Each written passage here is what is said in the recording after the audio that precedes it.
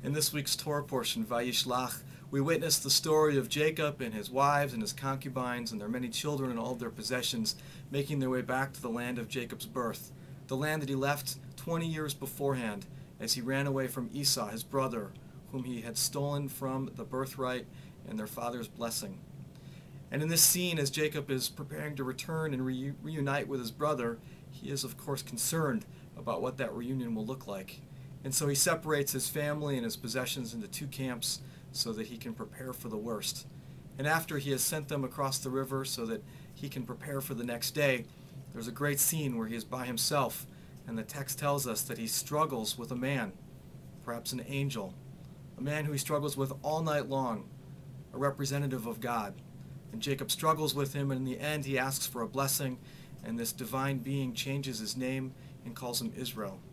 And that is a wonderful inheritance for us to have, to be the children of Israel, the children of Yisrael, because Israel, when you translate the Hebrew to English, means he who struggles with God.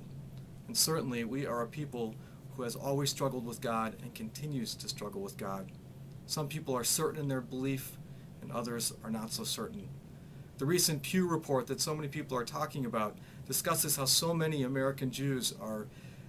alienated from Judaism because they don't believe what they think they are supposed to believe. Many of us carry with us beliefs from religious school as children, literal beliefs and understandings that don't work for us as adults. They work for some, and for certain, our Torahs in our ark that say, on one Torah, the mantle, it says, Al Pi Adonai, and on the other Torah it says, B'yad Moshe, giving us somewhat of a spectrum of belief that you can truly believe that the Torah comes Al Pi Adonai from the word of God, from the mouth of God, but also B'yad Moshe through the hand of Moses, from those that came before us. And so perhaps it may be for us as a community what Mordechai Kaplan envisioned so long ago, that for some the belief in God can be literal, a creator God, one who we can have a relationship with every day. And for others it may be that God comes to represent the ethics and values and highest aspirations of the Jewish people. And wherever you find yourself on that spectrum, may you be a child of Israel, Yisrael, those who continue to struggle with God daily so that we can bring our faith to fruition and work to make the world a better place.